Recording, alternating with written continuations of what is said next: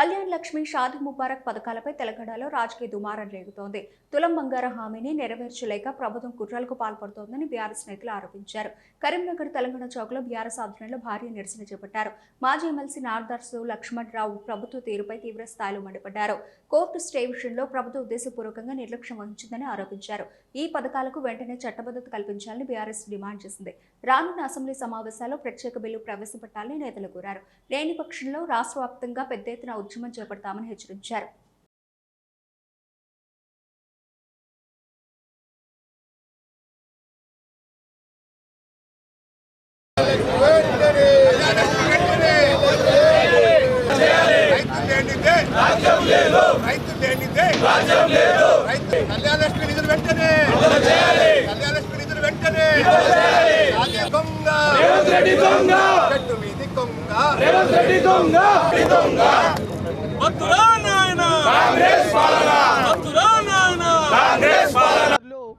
ఉద్యమంలోనే గ్రామం సందర్శించినప్పుడు అక్కడున్న ప్రజల మన వాళ్ళ కూతుర్ల గురించి బిడ్డల పెళ్లిళ్ళు చేయాలంటే ఆస్తులు అమ్ముకొని వాళ్ళు రోడ్ల మీద పడుతుర్రనేది గమనించే ఆనాడు ఉద్యమంలోనే వారు ప్రకటించడం జరిగింది.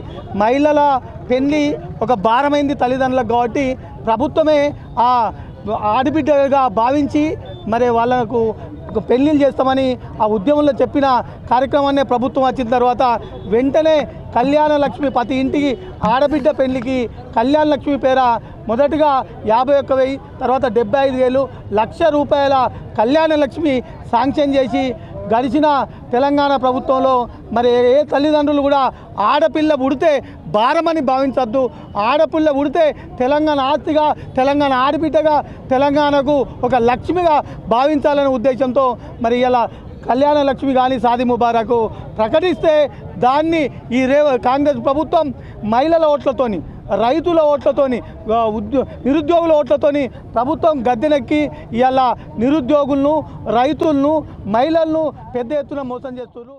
సాధించుకున్న కొత్త తెలంగాణ రాష్ట్రంలో మా ఆడబిడ్డలకు, మహిళలకు ఒక మేనమామలాగా, ఒక కన్నతల్లిలాగా ఇచ్చినటువంటి గొప్ప పథకం కళ్యాణ లక్ష్మి షాదీ ముబారక్. వాటిని ఈరోజు ఏదైతే ఆంధ్ర పెత్తందారులు తెలంగాణ రాష్ట్రంపై మొత్తం నిప్పులు చెరిగి వాళ్ళ యొక్క పూర్తి అహంకార భావాన్ని తెలంగాణ రాష్ట్ర ప్రజలపై చూపించారో అదే విధానాన్ని కొనసాగిస్తున్న ఆంధ్ర తొత్తు ఈ రేవంత్ రెడ్డి.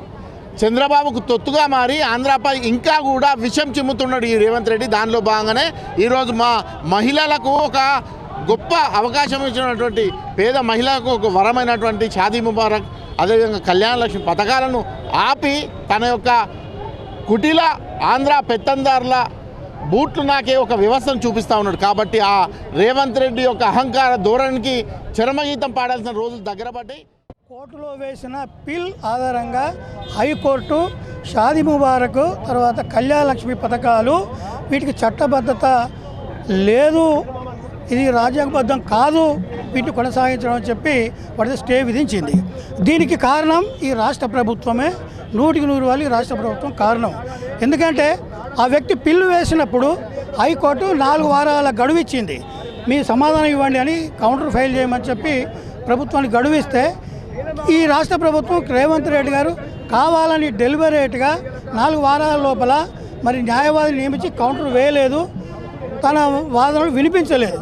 దాంతో వినిపించకపోగా మళ్ళొక 4 వారాలు టైం అడిగితే హైకోర్టు విసుగు చెంది తర్వాత ఈ యొక్క పథకాలను నిలిపివేయాల్సి వచ్చింది. हमारे केसीआर साहब ने जो शादी मुबारक और कल्याण लक्ष्मी स्कीमा शुरू किए थे, जिसकी वजह से बहुत से गरीब ख़वातीन, गरीब ख़ानदान फ़ायदा उठाए, उनकी शादियों में आसानी हुई। लेकिन आज रेवंत रेड्डी साहब इस स्कीम को ख़तरे में डालकर कई लोगों को मजबूर किया है कि वो सड़कों पर आ जाएं। रेवंत रेड्डी साहब ने अपने इलेक्शन मैनिफेस्टो में कहा था कि 1 लाख रुपए के साथ में 1 तोला सोना दूंगा। सोना तो दूर की बात है, गरीब माँ बाप का सोना हराम कर दिए हैं। मैं चाहता हूँ कि रेवंत रेड्डी साहब फौरी इस स्कीम को दोबारा लागू फरमाएं, वरना तमाम तेलंगाना के ख़वातीन और गरीब अवाम सड़कों पर निकल आएंगे और आपका जीना हराम कर देंगे। मैं तमाम अवाम से गुजारिश करता हूँ